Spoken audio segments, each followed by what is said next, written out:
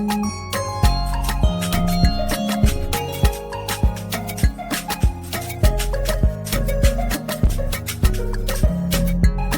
everybody. This is Paul Herman, the Prince of Motivation and host of Zaka Presents My Journey. We're creating this vulnerable and positive platform where you can get inspired and motivated from different leaders from our community. Today, our guest is Aaron Ramkalawan, who is a residential and investment sales realtor. Aaron, welcome to the show. Thank you. Thanks for having me. I appreciate being here, and I think it's a great platform. And however I can contribute, would love to. Well, you're going to contribute today, Mr. Ramkalawan, because, I don't know if the listeners know, but I've known Aaron for several years, right? And I've seen this young man grow from being in the university at Sacred Heart to now becoming one of the top realtors in the area of Fairfield County. So it's always good to see, individuals, people of color, doing something very successful, what they're doing as well. But before we dive into what you're doing now in the real estate game, could you tell us a little bit more about your background and like your family and where you're from? Sure. My family, born in Trinidad and Tobago. Well, my family's from Trinidad and Tobago. I was born in Trinidad and Tobago. I spent about 7 years there. I grew up with my mother and father there.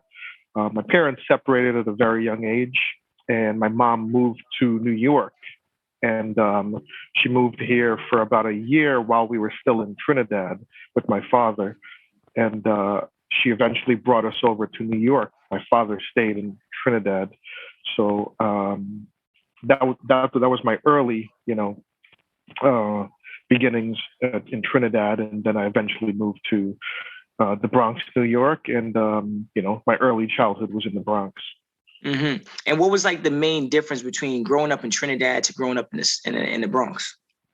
Well, the main difference, I think, right off the bat that I noticed was schooling in Trinidad was a lot tougher. Like schooling in Trinidad, they go by, the British, system of teaching. And, I just remember specifically because I went to kindergarten in Trinidad that I knew my times tables and everything you knew very at an early age, and you came over to New York and the school system, and we were, first grade coloring books, and I think that really hit me, and that it was such like a big difference from the education at an early age, and Now, could you tell the listeners a little bit more about the Trinidad culture? Like, what are you guys well known for, and where it is exactly located? Because I know it's in the Caribbean, but like where? Well, Trinidad's in the West Indies, and it's if you look on the map, it's kind of like off the coast of Venezuela. It's an island of a little bit more than a million people. So we're a small island, but the people are very prideful from Trinidad. There's a couple, well-known, things that have come out of Trinidad, like the steel pan, which Trinidad has claimed is, started there.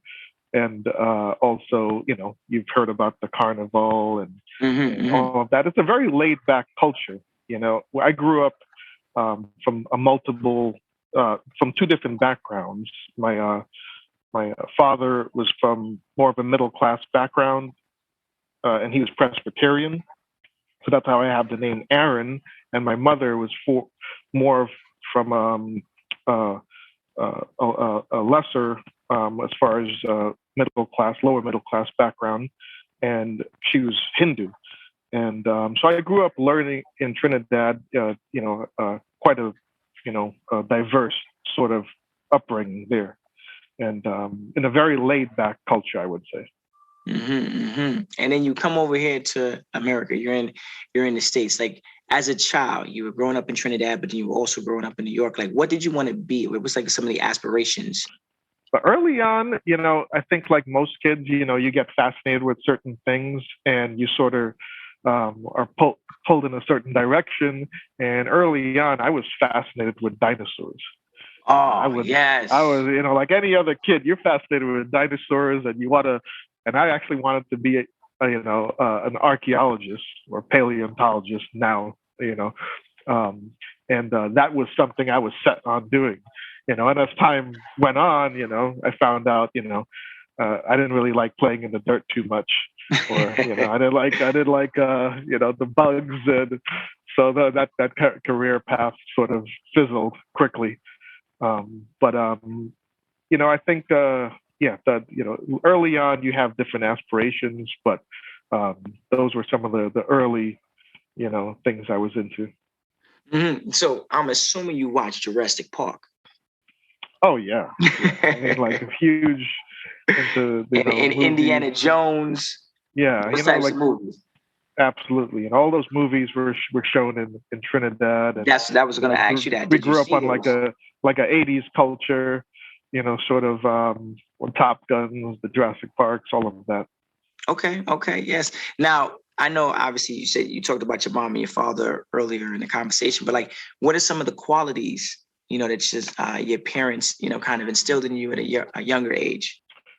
Definitely, I think, my mom brought us over to the US and we stayed with my mom, which was mostly, my mom's a single mom most of that time, and she had five of us. So, and, definitely my stepfather helped out.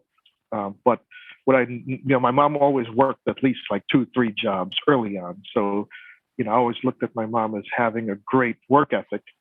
And, always, she never said like no, she'd always find some way to kind of compensate for, not having everything for us. And we learned not to ask for things growing up at an early age. We knew, things were very tight, and, but definitely work ethic, just seeing my mom work, quite often. But always my mom tried to do the best, to send us to private school, to, to whatever trips, she'd always find a way to make things happen, I think, for us. And that was huge, seeing that work ethic. And she always taught us to be respectful and, treat others and help. And my mom would always help people, whether it's helping people come over through helping them with their immigration. Since she's been through that process, she would always help like a lot of the people around her without asking for anything or looking for anything. And I think that was instilled with us, because I still do that to this day. I have maybe it's a fault to a point of mine, is that I tend to try to help a bit too much, whereas the other person may not see that, so definitely those are qualities that stood out: work ethic, and definitely, helping the people around you. Now, when you obviously graduated from high school, you came to Connecticut, you went to Sacred Heart University. What was your major? My major is very broad. It was business administration with a concentration in international business. Mm-hmm. And now, the thing that I'm curious on, how did you go from that to then, transition into real estate? Like, how did you make that correlation? Well, coming out of school, when I came out of school was in 2008, which was probably the worst, job market, we've seen in a very long time. So, and coming out with a degree as like broad as like a business administration, it's not a great market. And Sacred Heart, although it's a great school, was not known very well back then as well. So getting into like the field that you wanted to right away, was very hard, in that time. So I worked like for short time, a marketing job in Shelton, Connecticut, and I quit within about 6 months. And what made me quit was I found out very early that I don't like working with anyone, and I don't like not working with anyone. I don't like working for someone, And I said, if I'm gonna continue down a career path, I really want to call the shots, early on. So I said, I love real estate, and I didn't know I just love the idea of real estate, of owning property. So that what, and I didn't know how to get into real estate. So I said, hey, you can get your license within 2 months. Why not get your license and take it from there? So that's really what sort of brought me to real estate. Mm-hmm. Now, starting off in the beginning, like I'm assuming there was a lot of struggles or, obstacles. Could you talk to us a little bit more about some of those struggles that you faced? Yeah, I think you know, coming into real estate in a down market, especially, and not having mentorship, you're kind of like figuring things out on your own, and that was a you know that's a big mistake a lot of people I think tend to do, and the mistake I made is that I I got my license and I just tried to figure things out on my own, which was okay. Like, I had some support from family during this time financially, so I had I can do that. But it was trial and error. Like every day I would, the first 2 years in real estate, I made no money. I made just enough to get by with the help of family as well. But then, I started definitely learning the business through a lot of mistakes and a lot of trying and failing, and that's where sort of once I was put into a position of a market where things were better, I was able to excel. Now, you talked about your mother's work ethic during that time. Do you feel like that was something that kind of like poured into you while you were going through this transition? Yes, definitely. Definitely. I always saw there was like light at the end of the tunnel, and I knew that if I kept on pushing, I can make this happen. There were doubts like anything else. You kind of sit there like, hey, is this going to work out? Should I go look for a job? Should I go use my, sort of, put my degree out there and get hired and work, which is fine. And I think that's an awesome, but I didn't think it was for me, and so I just kept at it. And it definitely, my mother's work ethic, it was instilled in me where I was able to do that. Now, you enter into the real estate business, right out of college. I mean, where you had the marketing job, and you have maybe a years or so after you realized that you want to stay into real estate. But obviously, you are in Fairfield County. How did you feel about being probably maybe the only minority in your division, in your department, pursuing this? Or was there a large demographic of minorities doing this at the time? When I graduated, um, the area that I was in there for a very short time doing real estate, and there were other minorities doing real estate in that area. More so when I moved from sort of that Fairfield Bridgeport area to the Stamford area, um, there was not that diversity there. But I felt I was younger than most realtors in Fairfield County. Fairfield County, it's not like California and New York City. You don't see a ton of young people back, especially when I was doing real estate initially, doing it. It was older. It was an older. When you would think of a realtor in Fairfield County, it would be like an older, probably Caucasian person from Fairfield County doing real estate. So you didn't think of like a young, a kid from the Bronx, Trini to the bone. Yeah.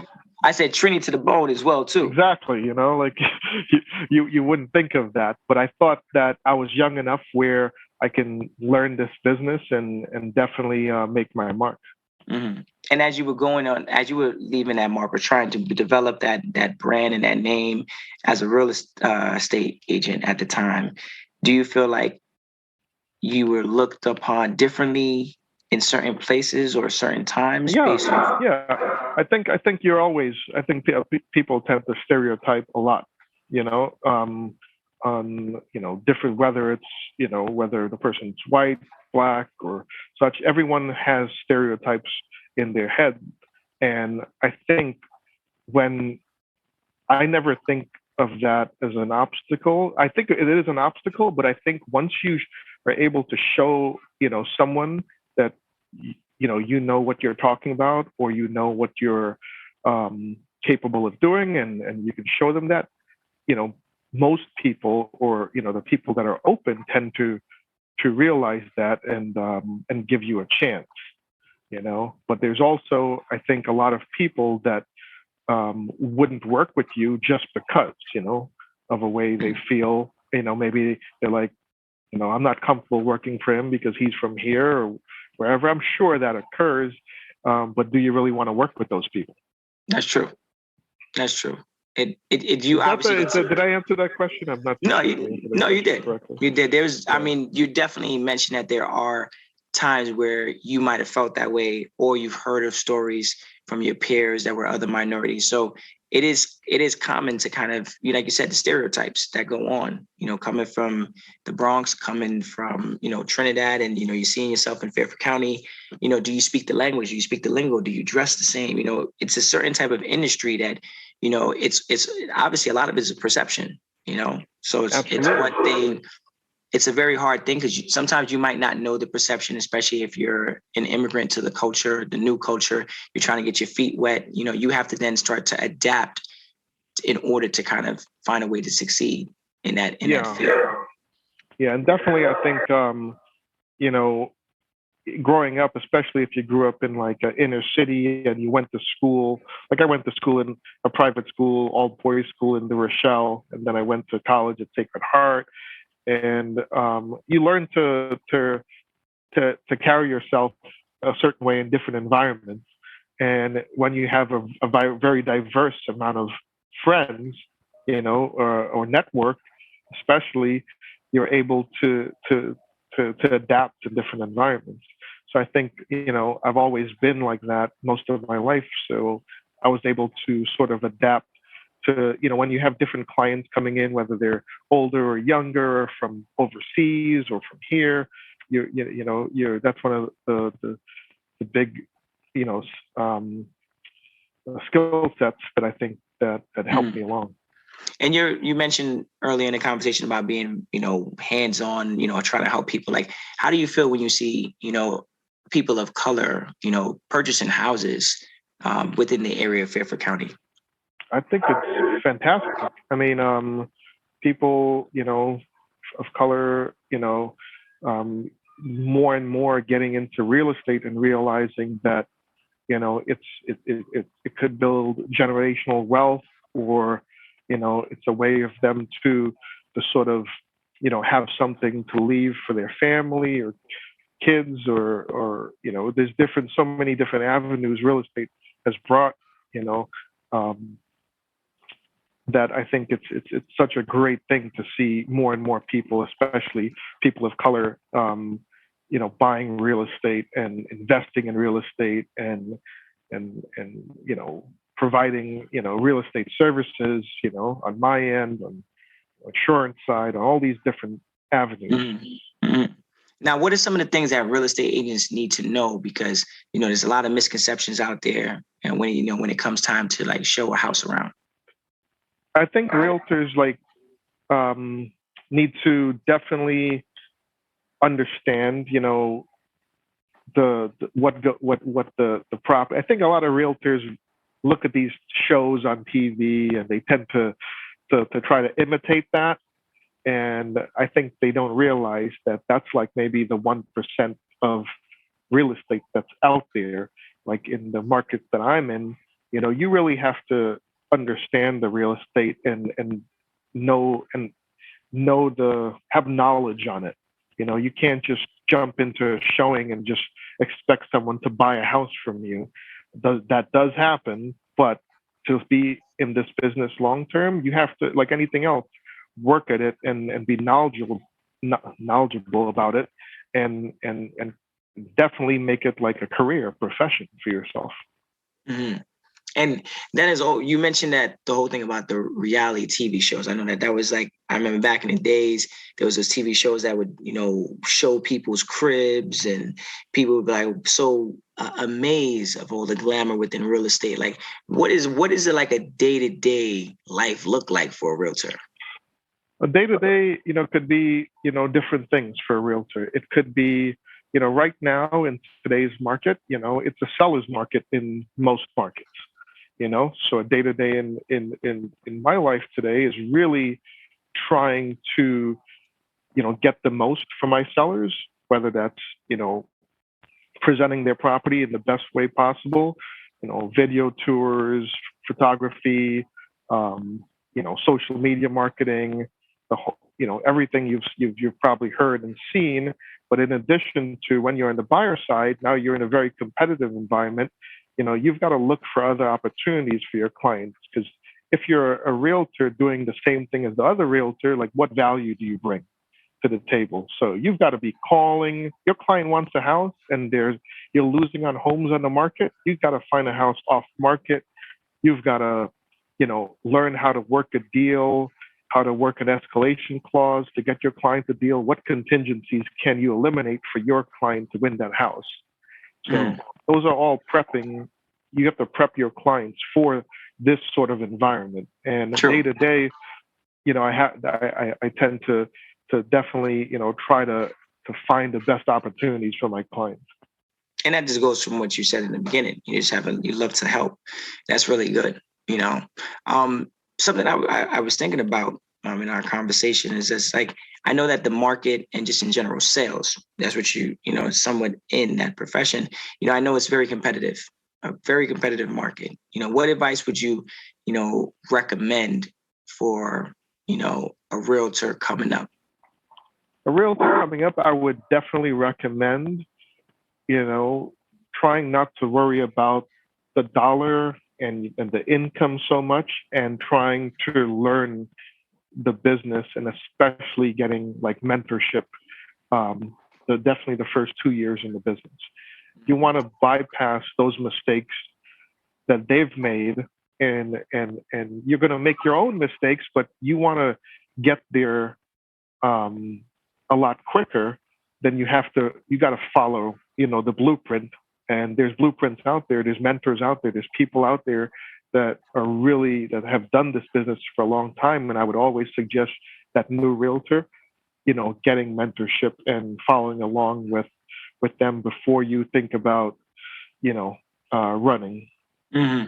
And with the many years of experience, you mentioned about in the first like 2 years or so, you said you made no money, or you made little to no money. Yeah, right? I didn't have that mentorship. I didn't have that person to sort of guide me. Like, I made these mistakes, or do this or do that, and I should have probably, moved a lot quicker in those early years.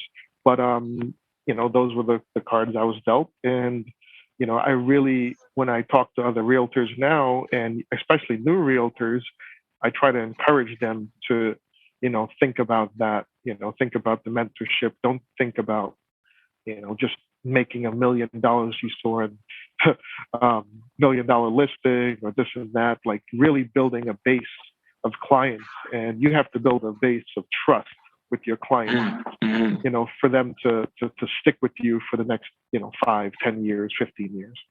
Now, when did you realize that you were good at what you do? Well, matter of fact, great at what you do. Like, was there like a house or something like that you sold or you rented that made you feel like a certain type of way, like that you felt very successful? Like, I don't think of myself as great. I think if my clients say I'm great, that makes me very happy.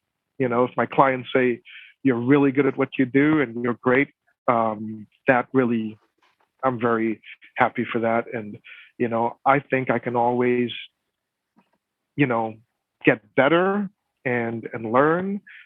And, definitely, and when I knew that I was doing something right in real estate is when a client bought like a $500,000 property, and he never saw it. And he just said, "Aaron, what do you think?" And I said, "This is what I think." And he said, "Okay, let's buy it."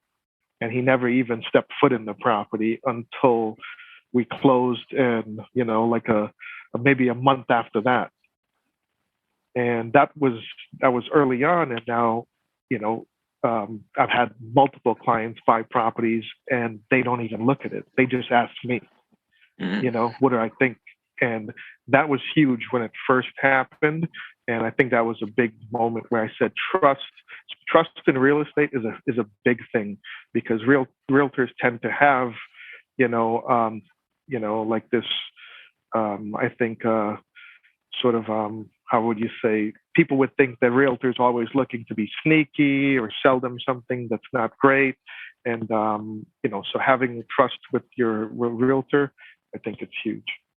Mm. Trust is a big word out there in the industry, in the game. You had to trust, obviously, when your mom and you guys came over to the US, that going to the Bronx would lead you to, better things. Leaving the Bronx, going to Sacred Heart University, graduating, working, like you said, that marketing company, and knowing that, like, down the line, that something else was coming up. Now, obviously, you're doing the real estate stuff and you're very successful in that. But, like, what else do you do outside of real estate? Definitely outside of real estate, I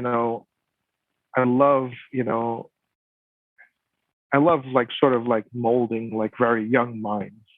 So, young people, whether it's, my clients like kids, or if it's, young, people in college, or that ask me for advice, or, I like taking my time out to help someone along, and really, um, try to give them as much as I can, because I feel like you can't take none of this with you. You've got to give it back, and I'm always trying to definitely spend my time with a lot of individuals that need direction. Maybe they don't come from like a wealthy background, and they need certain direction on how to get there. Their parents are asking me that. So I give my time a lot to a younger, like, teens and professionals that are looking to get better. Now, as a realtor right now, and the years of experience that you've been in, how are you, like, leveraging you being like having an immigrant background, being a minority, to help you with your success? Definitely, I think having an immigrant background helps me with my success. Definitely in the past and going forward. I think being able to acclimate to an environment or different environments, coming from an immigrant background, and then moving into a career in real estate. It's really like, someone coming from one background and going into real estate, I feel they're at a disadvantage, because they're not dealing with they didn't grow up dealing with different people. Like, I've come from Trinidad. I've been in the inner city, and I've been around a lot of different people, from Sacred Heart to, like, inner city schools and such. So I think that immigrant background has really gave me more of an upper hand when acclimating to different in background, environments, and also people. You understand people a bit better, I feel, when you've come from immigrant background. You can see people, different people in their own light, and I feel like you understand it a bit better. That would help. That honestly is one of those things where, you know, knowing different cultures, knowing how to relate to different cultures, knowing different languages, knowing how to navigate through those things obviously would help anyone out in their profession. Do you speak any other languages? I do not. That's one of the definitely areas that I lack. I don't have a knack for. My wife does. She speaks her Sinhalese, which is from her from Sri Lanka, and I have a brother that speaks Spanish fluently. He lives in Puerto Rico, actually, and but languages have never come easy to me. You know, I think I understand a lot of dialects better, more so like a lot of accents and dialects better than the language itself. Well, you definitely know the language of real estate. I'll let you know that. You definitely know the language of that. Now, Thank when it you. comes to minorities, you know, they tend to get a little worried when it comes to buying a property, right? From credit scores to putting money down, you know, where do they purchase a house at times? Is this the right neighborhood? Are they going to welcome me in? This goes for a lot of other individuals as well too. But speaking on that, like, what are like three tips that you could give to minorities before they purchase for or prepare for to buy a house? Definitely, look out for someone, like say if like you're looking for someone to advise you on real estate, you've got to look for someone that's experienced within that market that you're in, and especially that has a track record of being honest with their clients and delivering the product and definitely helping you along with the process. So I would definitely look out for that that advisor or that person that can help you along the way, and they can probably steer you to someone who can help you with your credit, a great mortgage person and such. Um, Number two, I would say, what people tend to do, especially, I think, they have a trust factor with the people advising them, is they tend to bring in family and friends to advise them, which sometimes it's not the best thing. People tend to overanalyze property. I call it the overanalysis paralysis, and they end up passing on properties they would be very, very happy with.